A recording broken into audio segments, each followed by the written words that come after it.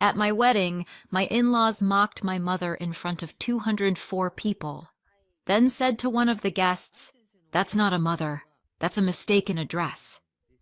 My fiancé laughed. I didn't. I got up and called off the wedding in front of everyone. Then I did this. The next day, their world collapsed because the wedding venue was so over the top it almost felt like a parody. White columns, crystal candle holders, ceiling moldings the brochure claimed had been admired by JFK himself, assuming you believe brochures.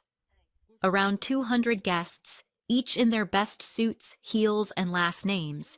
Politicians, architects, people you really ought to know. In the center, me and Adam. Well, mostly Adam. The family's golden boy. I was the shiny acquisition with nice teeth and a suspiciously high IQ. That's how most of them saw it anyway. I sat there with a glass of water, yes, water, and waited. For it to be over. Or to begin. Or to fall apart. One of those. Mom sat next to me. Quiet. Composed. In a dress she'd found on clearance and altered overnight. Hair perfect, as always. She's a hairstylist, can conjure an updo out of thin air. Someone at the next table whispered, "Did she do her own hair? Impressive." Impressive is raising a kid solo for 25 years, in the same tiny apartment, wearing the same sneakers. That's impressive. This?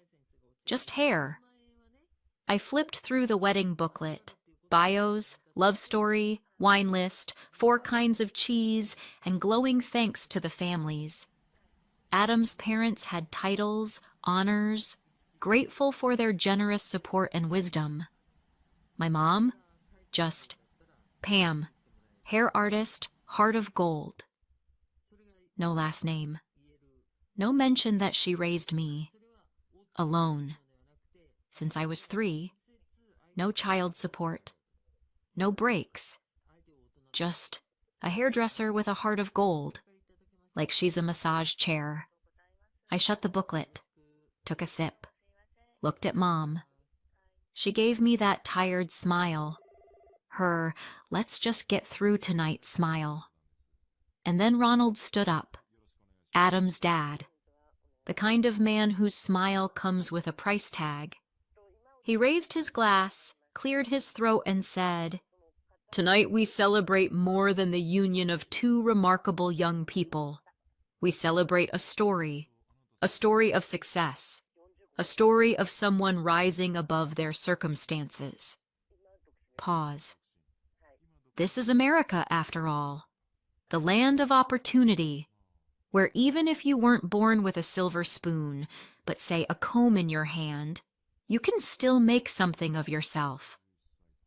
Polite laughter. Measured. I saw Mom's fork twitch. Deborah, Adam's mother, hid a smile behind her glass. One of the aunts giggled into her napkin. "Not everyone starts from the same place," Ronald continued. "But if you're driven, if you want more, you can become the bride at a wedding like this. Even if, once upon a time, your work was a little closer to the people." Closer to the people. Wow, thanks, Ronald. You just turned my mom's entire life into a campaign slogan. He sat down to the clink of glasses. Someone murmured, "Well said." Another added, "To America. Trailers to penthouses." Then came Deborah, the kind of woman whose voice is honey, but her spoon's full of arsenic. "Monica is proof that talent doesn't depend on geography," she said, smiling just wide enough. "I've always admired people who take from life not what they're handed, but what they've earned, especially when no one ever taught them how." Smile. Sip. Pause. "I'm sure much of Monica's gift comes from her mother," Deborah said, staring right at her. "The ability to see beauty in simplicity, to work with your hands, to stay connected to ordinary people. That kind of gift, well, it doesn't come with diplomas. It's innate. What some might call golden hands. Mom set down her fork, calmly, no sharp movements. I knew that gesture. It meant, stay seated. Don't break a glass over someone's head. My face was burning. I wanted to stand up, scream, throw something. But I stayed, because we don't make scenes, not in public. During dessert, I overheard one of Adam's cousins whisper to another, "Is it true Monica's mom isn't even a licensed stylist? Like she just learned on her own? That's wild. Our gardener plays piano by ear too." Fine. Whatever. I expected that kind of petty. Let her have her fun. But then it got worse. I stepped away from the table just to breathe. And that's when I passed Deborah chatting with someone. I didn't even catch who. I was heading back when I heard it. Clear as day. No maybes. Monica looks stunning. Couture bride for sure. Her mother, though, I honestly thought she was someone's +1. That's not a mother. That's a mistake in a dress. And the laughter. Soft, but sharp as a slap. I stopped. Just stood there. Deborah looked right at me and took a sip. Didn't flinch. Adam laughed. "Mom, seriously. Careful. Someone might actually get offended." That was it. I remembered sitting with him on the roof of his place in Portland. Him in an old t-shirt, scratching the side of a Coke can. "If the world ever falls apart, I'll stay," he said. "We'll get through it. I'm your fortress." Weird thing to say, but sweet, I thought. Now here I was, standing in a room full of people mocking my mother. His fortress was laughing. I walked over to Mom. "Let's go." Adam was suddenly at my side. "Moni, wait," he whispered. "They're just joking. They love you. It's just their style." "Their style?" I echoed. "Humiliating my mom with a glass of Prosecco in hand. Is that the vibe now? You're overreacting. It's our day. Don't ruin it." "I'm not ruining it. I'm ending it." Mom tried to stop me. "Honey, please. We can take it. It's just one night." "No, Mom. We don't have to take anything. Not anymore." I turned to face the room. Silence. "Thank you for the evening, and for the very clear reminder of who I never want to become." And we left. No drama, no tears, just left. The string quartet fumbled, voices behind us. "What's happening? Is she serious? She ruined her own wedding." "Wrong, darlings. I just saved my own life." The diner was open 24/7. Back in the day, it was full of students dodging their dorms or cab drivers on a coffee break. Tonight, dead quiet. Just a woman in earbuds by the window and an older waitress who clearly recognized us, but politely pretended she didn't. Mom slid into her usual seat by the wall. I set down her tea and sat across from her with black coffee. She looked at me over her glasses and said quietly, "We don't have to hide, honey." I held her gaze for a second. "We're not hiding. We're just back at the start." This place knew everything about us. I sketched my first architecture assignment here. Mom used to dry my soaked hair with napkins when I got caught in the rain. We once split a single piece of cake because we had $6.12 between us.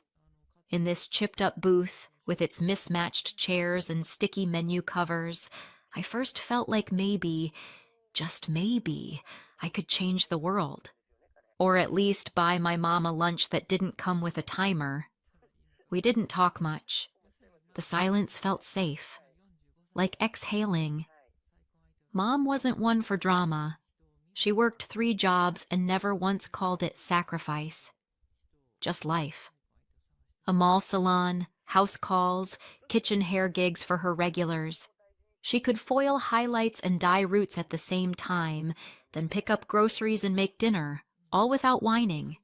She didn't do breakdowns. She did to-do lists. Dad left when I was 4. I barely remember him. Just a shadow and a voice yelling. Mom wiped her hands on her apron, closed the door behind him, and never said his name again. We lived in a 2-bedroom on the top floor of a building that was colder inside than out in winter. I did my homework on the salon floor, between the hairdryer and a cart of perm rods. Mom brought me tea in a styrofoam cup and always said, "Just don't lower your head. That's all." I saw her fall asleep standing in the stairwell with grocery bags in her hands.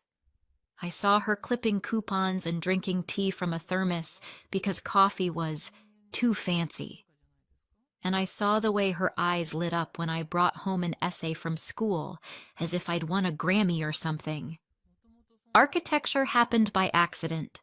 There was this school field trip, some walk through alleyways and rooftops, redesigned under a new urban renewal plan. One girl asked, "Why are these benches so crooked?" And I said, "Because the person who designed this didn't give a damn about people. They cared about checkboxes, not cities." That was it. I couldn't unsee it.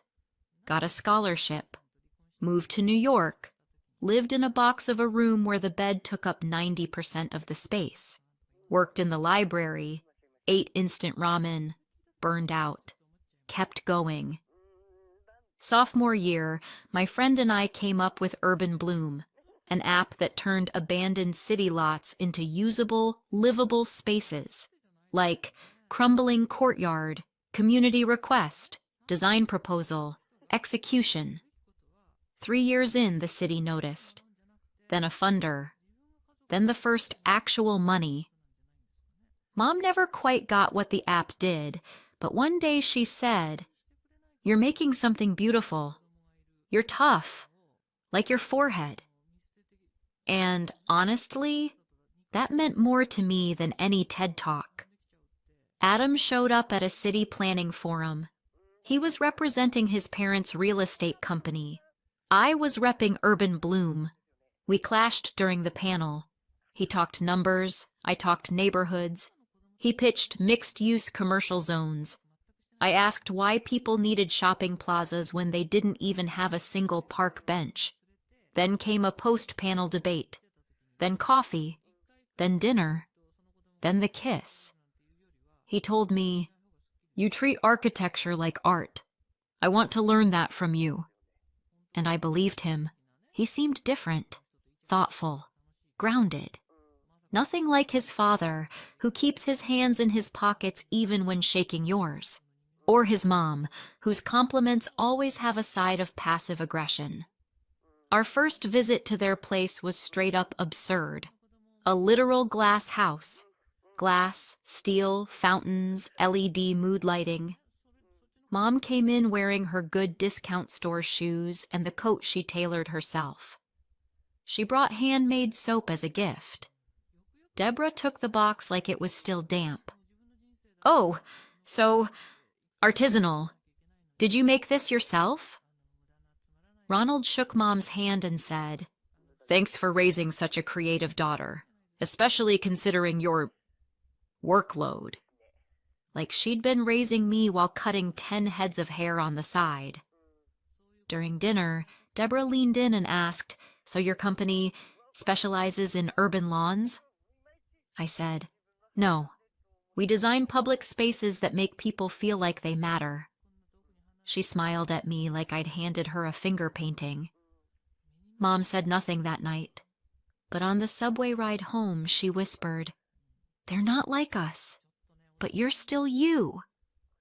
I tried not to see it, tried to believe it was just a cultural gap. Adam said things like, "They joke that way with everyone," and "They really do like you, babe." But every time Mom talked to them, I felt it. Shame. Not for her, for them.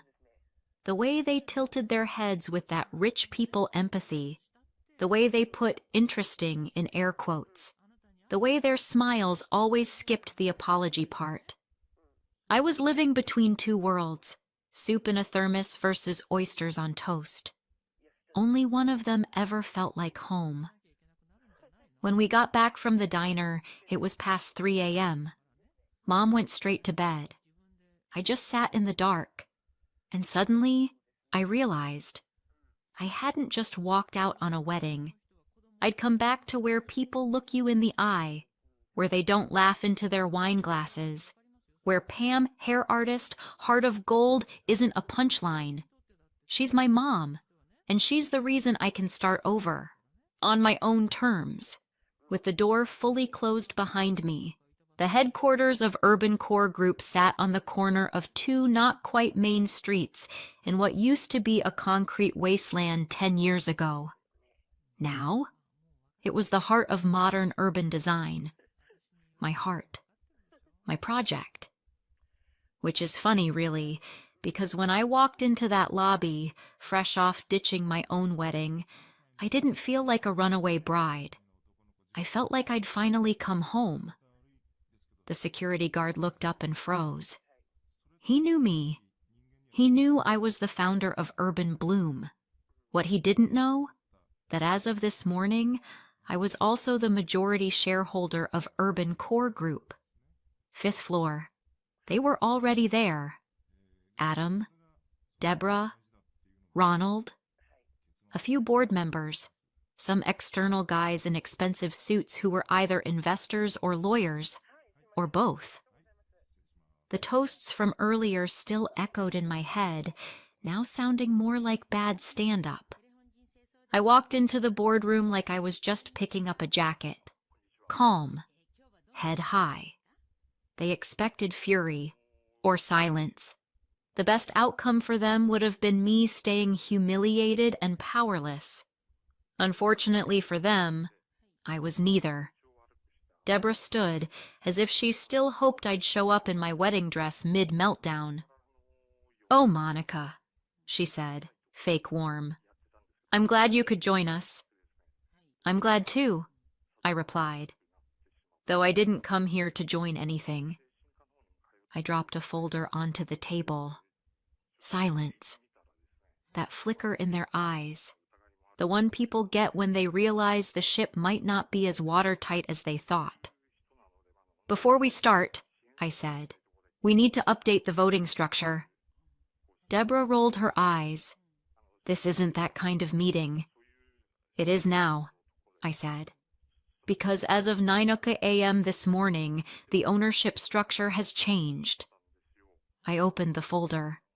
Documents, signed, notarized.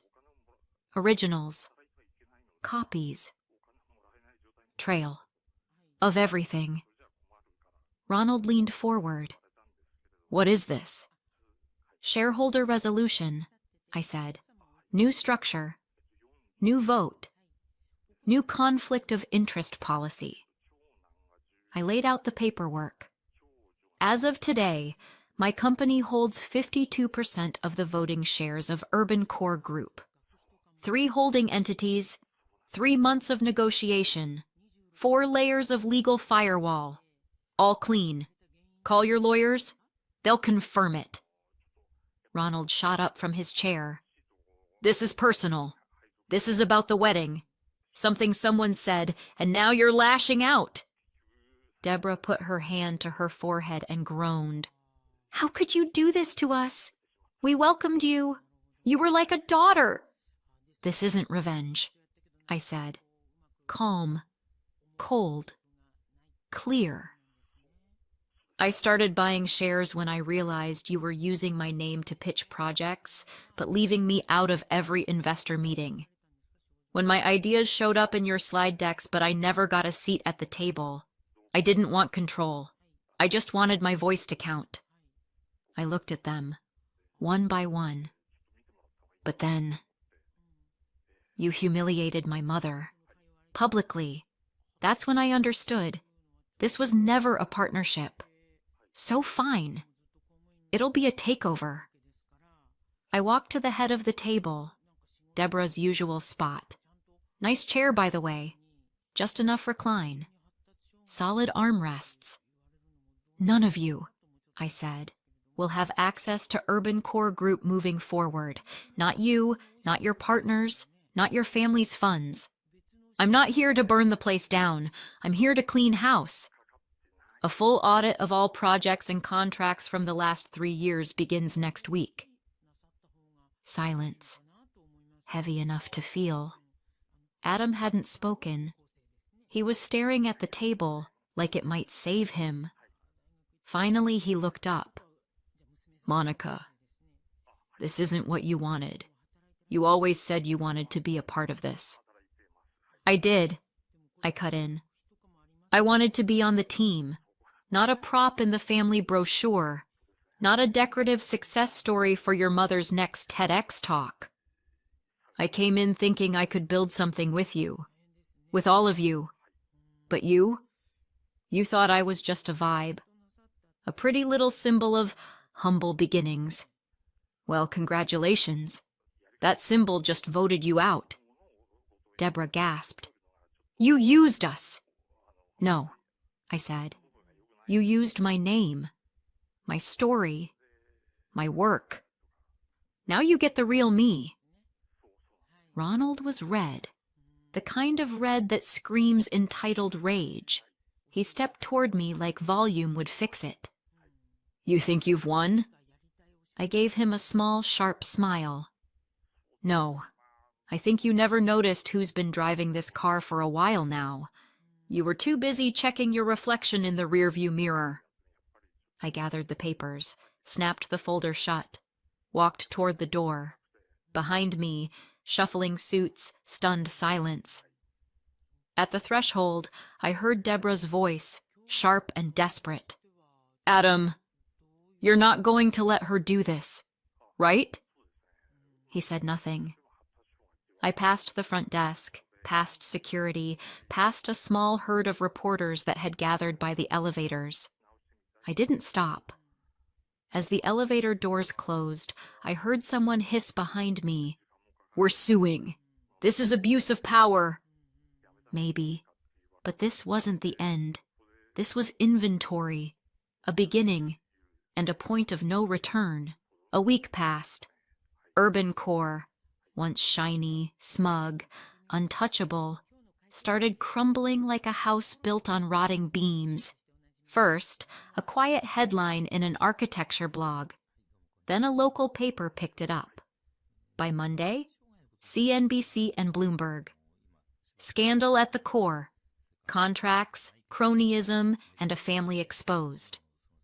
The internal audit, ordered by the new board, found that one particular project, the one Deborah Kramer proudly paraded around in her speeches, was bloated, to the tune of $3 million.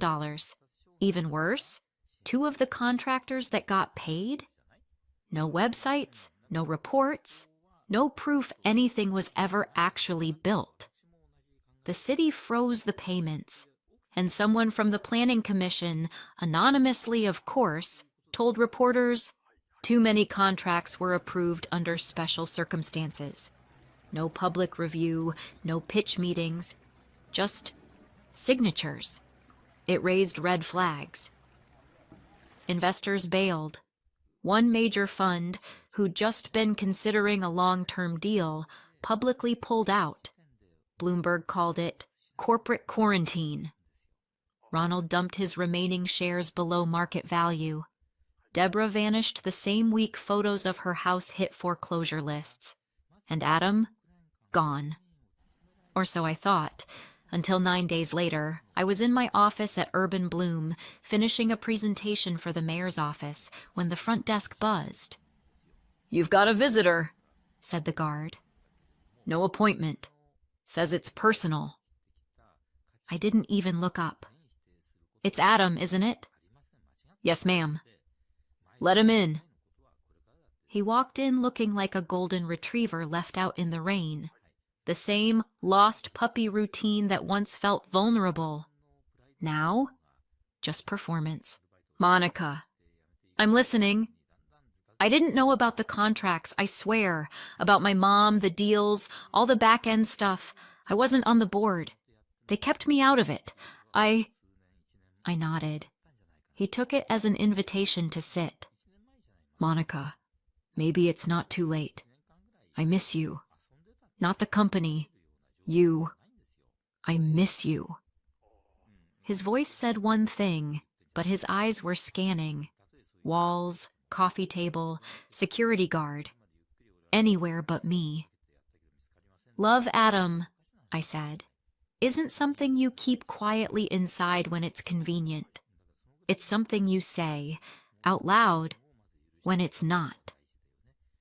You stood there, laughing, while they humiliated my mother, while they mocked where I came from. And you said nothing. Worse, you smiled. I didn't know it would go that far. But you knew, and you chose silence. You chose comfort. And now I choose too. I tapped the trackpad, sending the presentation. The city had removed urban core from its list of preferred vendors. And now, so had I. He sat frozen, waiting for something. I added softly, You laughed, Adam, at me, at my mom, at everything that made me who I am. I paused. Maybe it wasn't a breakup. Maybe there was never really a relationship. Maybe I built something in my head that you never lived in. He opened his mouth, closed it. I used to think I misjudged you. Now I think I misjudged myself. You didn't want a partner. You wanted a prop. I still love you, he whispered. No, I said. That's not love. Goodbye, Adam. He stood, took a step back, then another, and walked out into a hallway full of reporters. Cameras flashed. Questions flew. He said nothing. 2 weeks later, Urban Core was blacklisted by the city.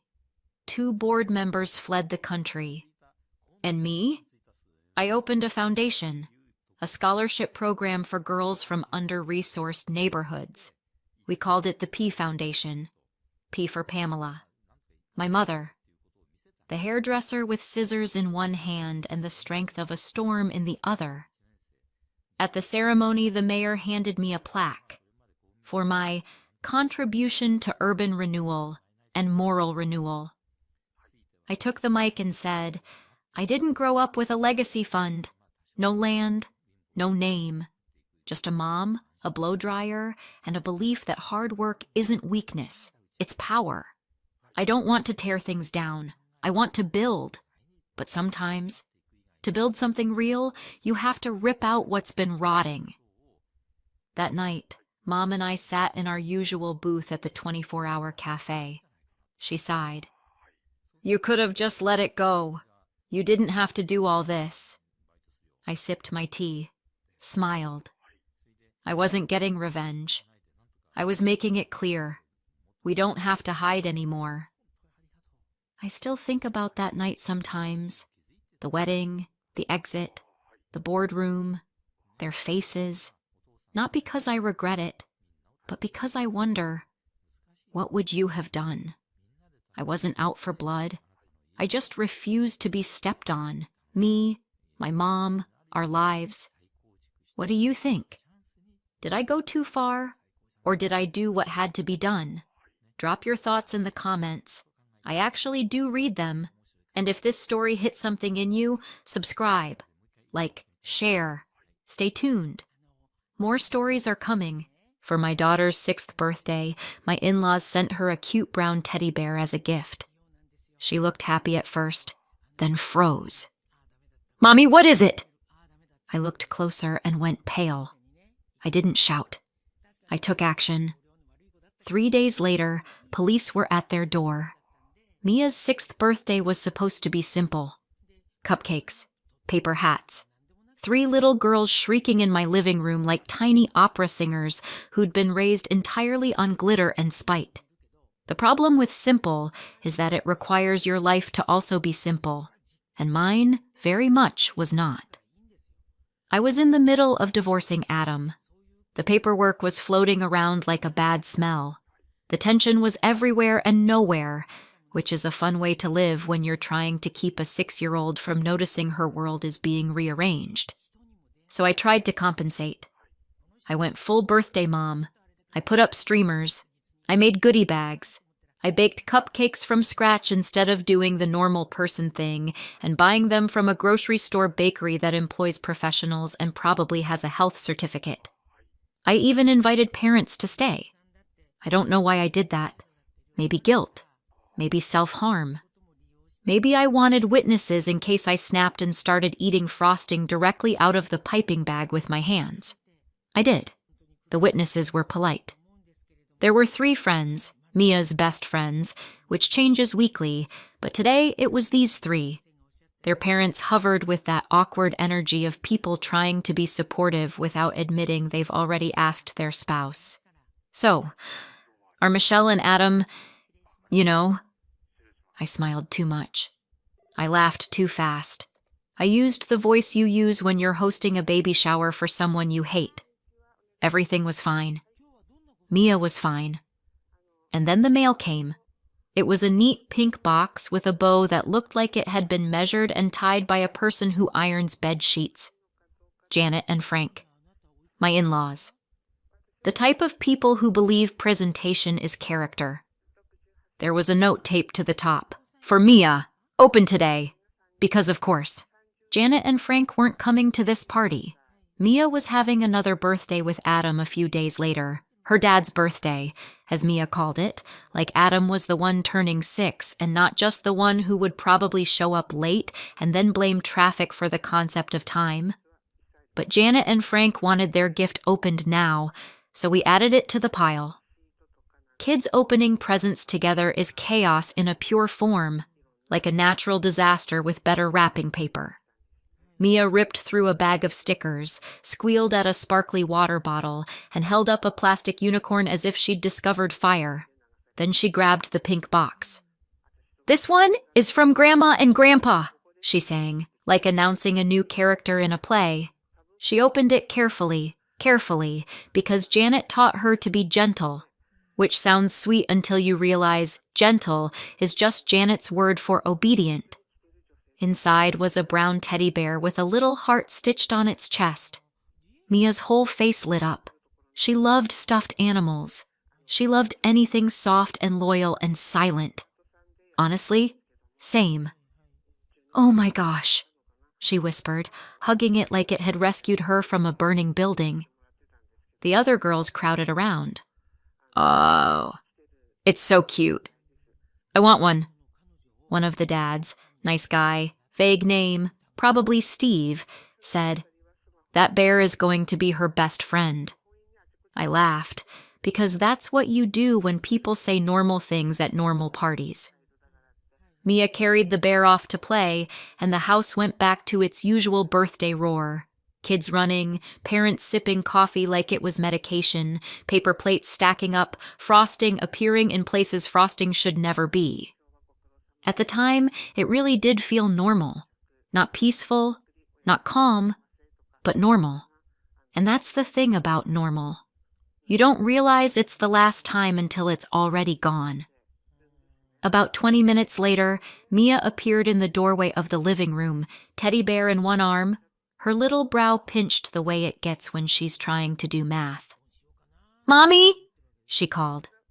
I turned, still mid-smile, because I was performing "I'm fine" like it was my full-time job. She stepped closer. She wasn't crying. She wasn't upset. Just confused. Then she held up the teddy bear. There was a small opening near one of the seams, like a zipper hidden under fur. The kind you don't notice unless you're the kind of child who believes every object is a mystery waiting to be solved. "Mia, what did you—" She squeezed the bear's side and looked up at me. "Mommy," she said very quietly. "What is it?" Her voice did something to me, like a hand reaching inside my chest. I went still. I leaned in, and my skin went cold, because inside the bear, just barely visible through the opened seam, was something that definitely wasn't stuffing, something hard, something not meant for a child's toy. My stomach dropped so fast I felt it in my knees. My first instinct was to react the way my body wanted to react, to shout, to demand, to call Janet and Frank and ask them what kind of deranged little game they thought this was. But there were 3 little girls behind Mia. There were parents in my living room, there was a birthday cake with candles waiting to be lit, and there was Mia's face, looking at me like I was the final answer. So I swallowed it. I made my voice soft. "Oh," I said, like she'd just shown me a loose button. "Let me see it for a second, sweetheart." Mia hesitated. "Is it broken?" "No," I lied. "I just want to check something." I took the teddy bear from her hands gently, so gently, like I was holding a bomb. "Go play," I said. "I'll bring it right back." Mia nodded, because Mia is a good kid, because Mia trusts me, because Mia had no idea she'd just handed me the beginning of the end. I walked down the hallway without rushing, because rushing would have made the parents look up. And I didn't want questions.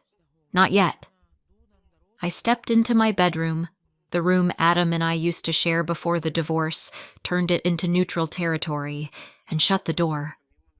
My hands were shaking before I even realized I'd started breathing differently. I sat on the edge of the bed with the bear in my lap. I stared at that seam. I stared at the hard shape inside. And I realized something very clearly. Whatever this was, it wasn't an accident. This bear wasn't just a gift. It was a message. My heart thudded once, heavy and slow. I opened the seam a little more. Looked. Checked. Adjusted the bear in my hands so the light hit the inside. My breath went thin. My face went pale. And I felt something in me, something tired and old, finally get angry. Outside my bedroom door, I could hear the party. Laughter. Running feet. Someone yelling about juice. In my lap, a brown teddy bear sat like it was innocent. It wasn't. I didn't cry. I didn't scream. I didn't call anyone.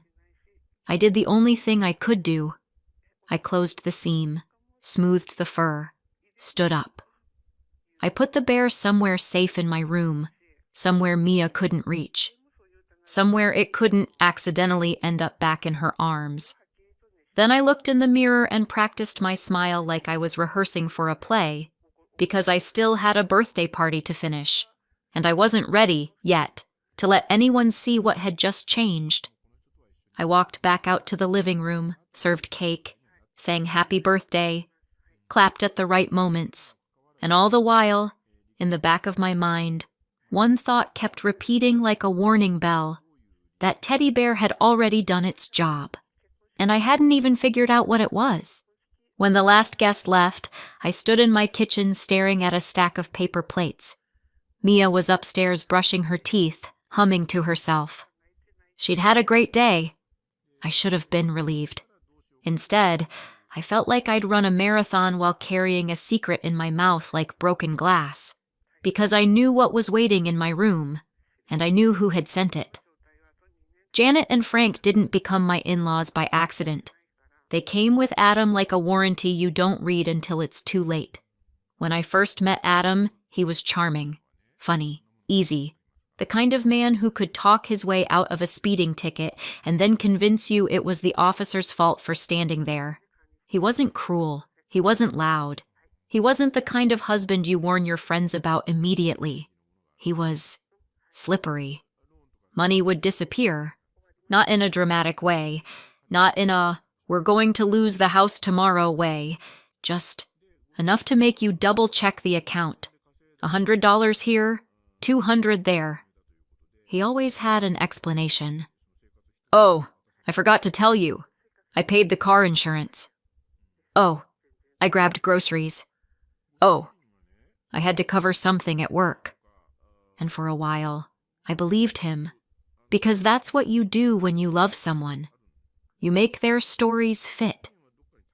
Janet and Frank were always around, close enough that dropping by felt like a hobby.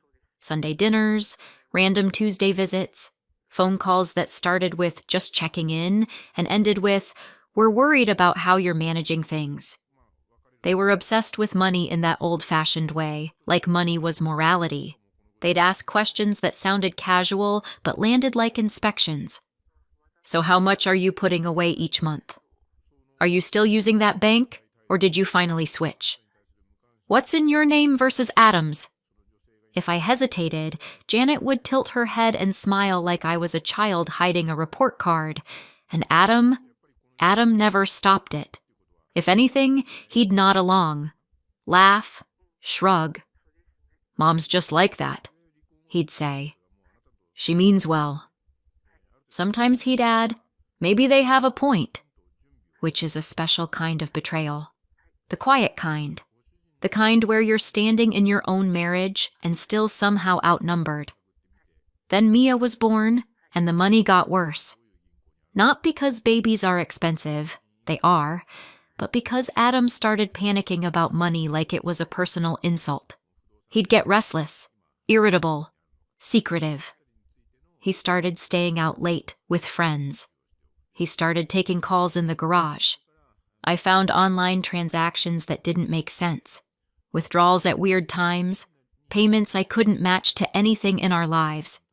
When I asked, he'd get defensive. "Why are you tracking me?" "I'm not tracking you. I'm trying to understand why rent is due and the account is bleeding." He always turned it into a fight about my tone, my timing, my trust issues. And I'll be honest, my trust issues weren't imaginary. They were built. Slowly. Brick by brick. It took me longer than it should have to name it. Gambling. Not just a few bets with friends. Not just a game night. Gambling in the way that makes money vanish and leaves behind nothing but excuses and adrenaline and debt. When I confronted him, he swore it wasn't that bad. He swore it wasn't often. He swore he had it under control. Janet and Frank's response was, "Not what you'd hope." They didn't say, "Adam, stop." They didn't say, "Adam, get help." They said things like, "Michelle, you need to be more supportive." They said, "Money stress makes men do things." They said, "Maybe if you didn't make him feel judged." It was always my fault somehow, and Adam, again, did nothing. He let them. He let them talk over me like I was furniture. He'd stand there and act tired and say, "Can we not do this right now?" As if the problem was the conversation, not the gambling. I tried, for longer than I'm proud of. I tried budgets. I tried joint counseling.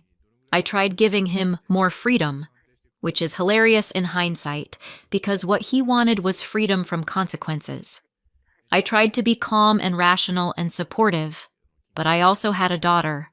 And at some point, you realize you're not raising one child.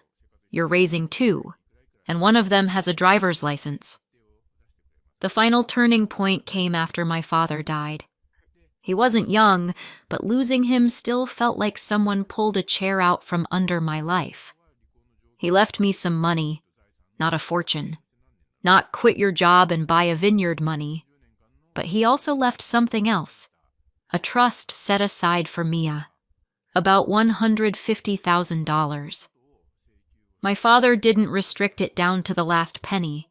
He trusted my judgment. It could be used for Mia if needed. That was the point. But I didn't want to touch it. I wanted to protect it like it was oxygen. College. A first apartment. A future where she didn't have to start adulthood already behind. Adam found out, and the tone of our marriage changed overnight. At first, it was just a suggestion. We could borrow a little. We could pay off some things. It's for Mia anyway. If we use it on expenses now, that's still for her. He started pitching it like a loophole. Then the requests got sharper. He claimed he had a business opportunity, a debt that needed paying. an urgent situation that would blow up if we didn't act. I later learned those urgent situations were gambling debts and losses he couldn't admit out loud. When I refused, he got angry. When I refused again, Janet and Frank got involved. They cornered me at dinner. Janet smiled and said, "A good mother uses every resource for her child."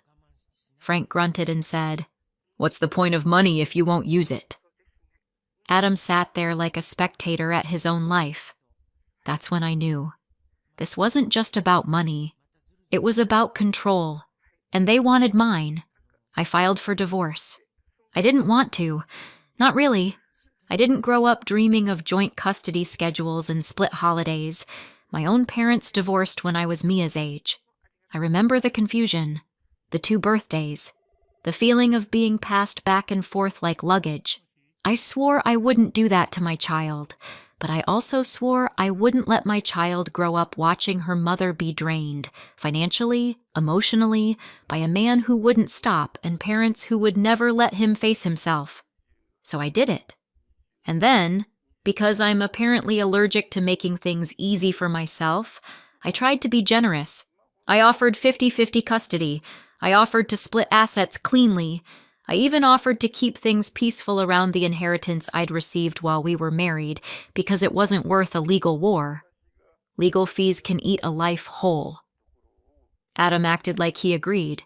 We were almost settled, Angela Park said. My lawyer, calm and sharp, the kind of woman who could stare down a hurricane. Adam hadn't signed yet, but he played cooperative. And I believed him, because I wanted to believe him, because Mia deserved adults who could act like adults.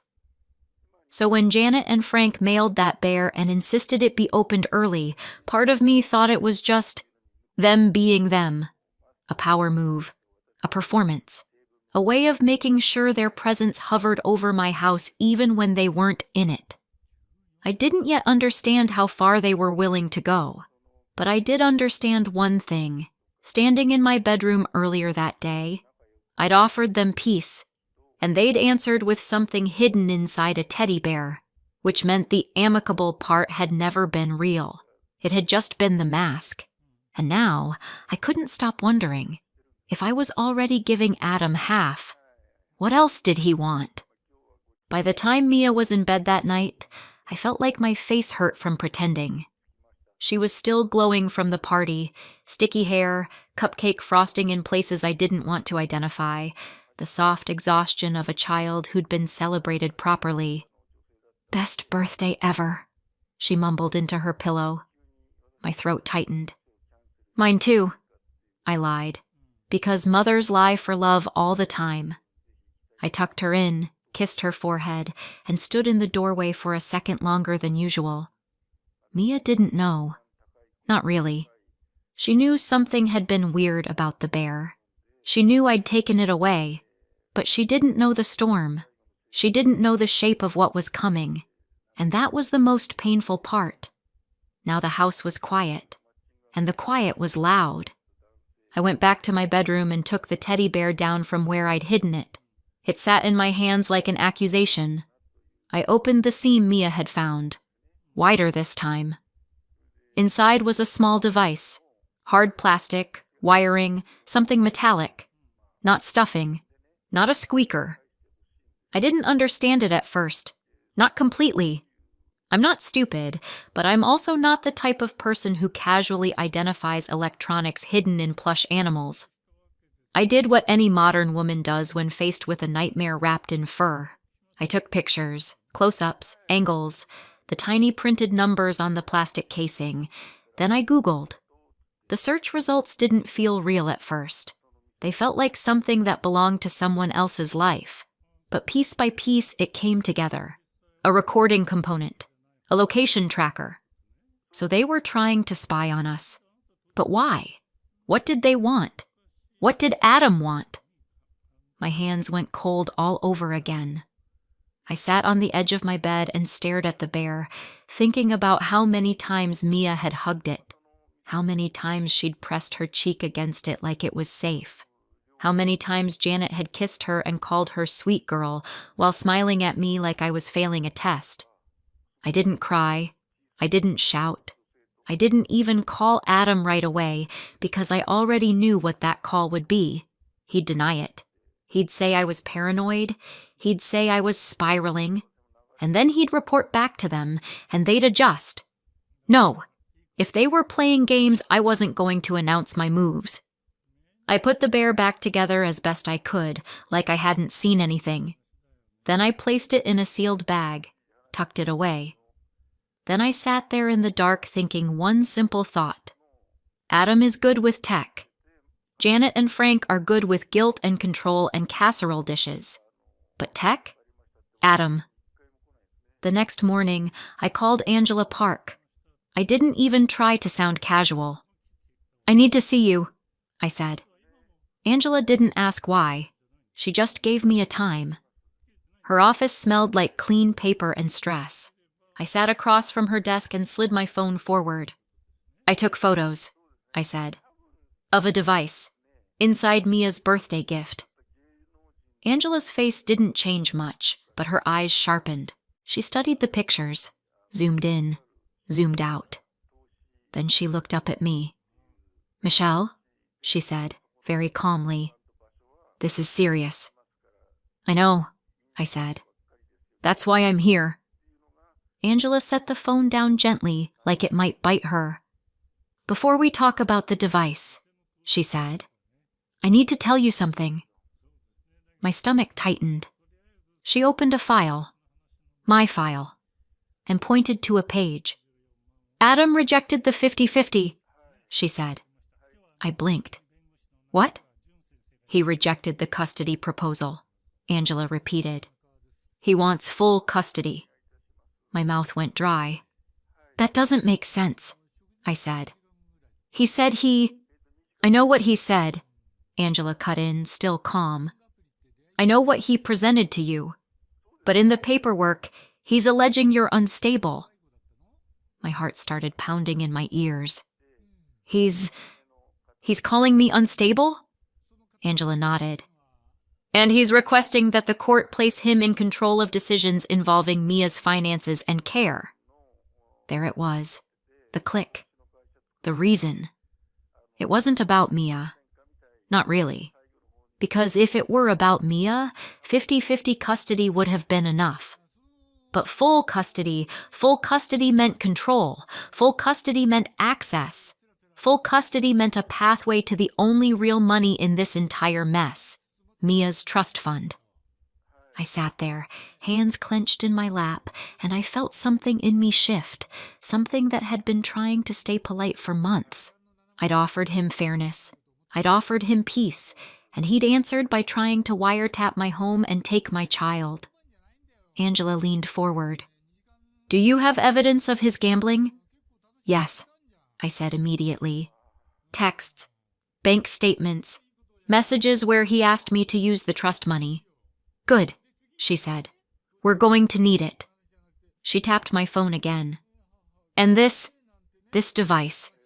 We need to treat it properly. You should file a police report. The device itself becomes evidence. Any forensic results take time, but the fact it exists is powerful. I nodded because my body was operating on something older than fear now. Strategy. Protection. War. Angela watched me for a second. You offered him an uncontested path, she said quietly. He chose conflict. I felt my jaw tighten. Then he's going to learn what conflict looks like, I said. Angela didn't smile, but her voice held approval. That's the correct response. I left her office with a list of things to gather, copies to print, accounts to document. And I left with something else too. Clarity. Adam hadn't been playing fair. He'd been playing for keeps. And now, so was I. A few days later, it was time for Mia's second birthday. The one with Adam. The one with Janet and Frank hovering in the background like they'd never done anything wrong in their lives. I didn't want to let Mia go. Every protective cell in my body screamed not to. But I also knew how this would look if I stopped it without proof. If I suddenly became difficult. if I became the story they wanted. So I did what mothers do. I planned. That morning, I put a watch on Mia's wrist. It looked like a normal kid's watch. Bright, simple, the kind you'd buy because children can't tell time but love accessories. I crouched in front of her and kept my voice light. "If you feel scared," I said, brushing hair out of her face, "press this button." Mia looked down. "Why?" "Just in case," I said. "Sometimes grown-ups get mixed up. If you can't find Daddy or you need me, you press it. Okay?" Mia nodded. "Okay." I kissed her forehead and smiled. My smile didn't reach my bones. Adam came to pick her up. He stood on my porch like a man who had rehearsed being harmless. "Hey," he said, as if we were just two friendly co-parents who'd accidentally ended up divorcing because of scheduling conflicts. "Hey," I said back. Mia ran to him. He lifted her up and spun her once like a normal dad. I watched his hands. I watched his face. I watched everything.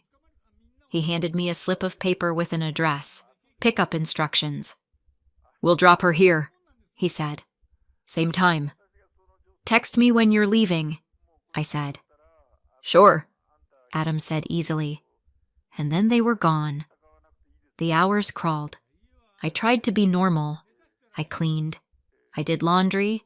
I stared at my phone too much. I checked the time. Checked it again. Then again, because anxiety is just your brain hitting refresh like it's going to load new information. When it was time to pick Mia up, I drove to the address Adam had given me. It was a building. Not a house. Not a backyard full of balloons. Not anything that screamed children's party. Just a place. I pulled into the lot and sat for a second looking around. No cars I recognized. No music. No kids. No decorations. No signs. Maybe it was inside. Maybe there was a back entrance. Maybe I was early. I got out and walked around. Checked the address on my phone. Looked at the doors. Tried to find something that made it make sense. Nothing. I checked the time. I checked my messages. I called Adam. No answer. I called again. Nothing. I texted, "I'm here. Where are you?" No reply. At first, I blamed myself. Maybe I had the wrong building. Maybe I misread the number. Maybe I was on the wrong side. I walked the perimeter like a lost tourist. Then I tried to calm myself. Maybe they were late. Maybe they'd gotten stuck. Maybe they were 5 minutes away with Mia in the car singing happy birthday to herself. I waited. I scanned the street. I called again. Still nothing.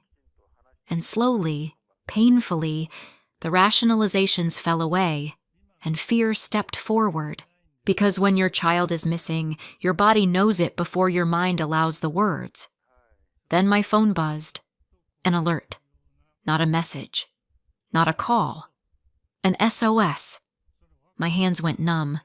I opened it and saw the location ping. Mia. At Janet and Frank's house. My stomach dropped so hard I thought I might throw up. I didn't. I moved. I got in the car and drove. Fast but focused, because panic driving is how people end up dead, and I needed to stay alive long enough to get my child. As I drove, I called the police. "My daughter's 6, I said, voice tight, not dramatic, just factual. I received an SOS alert from her watch. I went to the pickup point I was given and she wasn't there. I can't reach her father. I have her GPS location. Please send someone to check." The dispatcher asked questions. I answered them. My voice sounded like someone else's, like I'd become a woman made of pure checklist. I gave the address. I kept driving. When I turned onto Janet and Frank's street 5 minutes later, I saw a patrol car already there. My heart seized with relief and fury all at once. I pulled up and ran to the door. Before I could knock, it opened. and Mia burst out like she'd been held underwater. She ran straight into my arms and wrapped herself around me so tight her little fingers hurt. I held her and breathed her in. Warm hair, shampoo, the smell of a child who should never be used as a weapon. "Mia," I whispered. "I'm here. I'm right here." She pulled back just enough to look at me, eyes wet and confused. "Grandma said you didn't come," she choked out. "She said you abandoned me." My throat closed. "I did come," I said immediately. "I was there. I was looking for you." Mia's face crumpled like she was trying to hold two truths at once and didn't know which one to trust. Behind her, Janet appeared in the doorway with her hands clasped like she was hosting a Bible study. "Oh, Michelle," she said, voice sweet. "This was all a misunderstanding." Frank stood behind her, arms crossed, looking irritated, like my missing child was an inconvenience to his evening. An officer stepped closer and asked a few basic questions. Calm voice, neutral posture, the practiced tone of someone who's seen every version of family chaos. Mia sniffled and said, "I got scared. Mommy didn't come." My chest tightened. Because of course she said that. She was 6. She'd been told it. She'd believed it. She'd pressed the button because she was scared, and kids don't know what else to do when they think they've been left. Janet murmured, "She's been so emotional lately." I looked at her, really looked, and I saw the same smile she'd worn at Sunday dinners when she'd asked me about my bank account like it was her business. I didn't argue on the porch. I didn't explain. I didn't give them the fight they wanted. I lifted Mia into my arms and said, "We're going home." Janet opened her mouth like she was going to protest, but the officer's presence made her pause. Frank looked like he wanted to say something, but he didn't. Adam was nowhere in sight, which honestly felt like the most Adam thing possible. I buckled Mia into the car and drove home shaking with contained rage. Once we were inside, I made hot chocolate. Not because hot chocolate fixes trauma, but because it gives small hands something warm to hold, and sometimes that's the first step back to safety. I sat with Mia on the couch until her breathing slowed. "I didn't abandon you," I told her quietly. "Never." Mia nodded, exhausted. She leaned against me like a baby, even though she was 6 and determined to be big. Later, when she was asleep, I went to my room and opened the Watch app. I wasn't expecting much. A timestamp, a location log. But when I clicked the SOS event, there was an audio file attached. My fingers hovered over it for 1 second. Then I pressed play. At first it was muffled, fabric, movement, a child's breathing. Then Janet's voice slid in, clear enough to make my skin crawl. "You see?" she was saying. "Your mommy didn't come." Mia's small voice. "She said she would." Janet again, softer now, like poison in honey. "Sometimes mommies say things and don't mean them. You need to remember that." Frank's voice rumbled in the background. "Stop crying. Big girls don't cry." Mia's sob caught in her throat, and my stomach turned. Then Janet's voice again, and this time it wasn't comfort. It was instruction. "If anyone asks," she said, "you tell them your mommy forgets things. You tell them she gets upset. You tell them she isn't stable." I stopped breathing. Mia whimpered, and Janet kept going. "You don't have to like saying it," Janet murmured, "but it's important. Daddy needs help. We need help. And your mommy, well, your mommy can't take care of you the way we can." The recording continued. More coaching, more shaping, more deliberate, sickening adult hands trying to sculpt my child's reality. This wasn't a mistake. This was a plan. I saved the file, backed it up, sent it to Angela Park. Then I sat on the edge of my bed and stared into the dark, listening to the quiet house and thinking one cold, steady thought. They wanted proof. Now they'd given it to me, and they were going to regret every second of it. Months later, we had the hearing. By then, it wasn't one incident. It was a pattern. A teddy bear with a recorder and tracker inside it, sent by Janet and Frank, handled by Adam. A police report. A forensic result tying Adam to the device. And Mia's SOS recording. My 6-year-old's voice trembling while adults coached her like she was a witness they could rewrite. It wasn't, he said, she said, anymore. It was their voices, their choices, their fingerprints. The judge didn't need me to be dramatic. I didn't have to perform pain or prove I was the better parent in some inspirational speech. I just had to tell the truth and hand over the evidence. I got full custody. Adam got supervised visitation. On paper, it was structured. In reality, he barely used it. Every other week if he felt like it, sometimes less. Sometimes he'd cancel last minute, like fatherhood was an optional subscription. Janet and Frank disappeared from our lives completely. Mia didn't ask about them anymore. Not after that day. Not after the lies. Not after the feeling of being turned into a pawn and realizing it. Kids don't always have the words for betrayal. They just stop reaching for the people who did it. And financially, I could finally breathe. My salary stayed in my household. No more money vanishing. No more emergencies that always required my sacrifice. Mia's trust fund stayed untouched and invested. $150,000 sitting exactly where it belonged, in her future, not in someone else's appetite. Sometimes, late at night, I think about how close I came to playing nice right into a trap, and then I look at my daughter, safe, sleeping, steady, and I know I didn't go too far. I went exactly far enough. So what do you think? Did I go too far, or not far enough? Let me know in the comments, and don't forget to subscribe for more.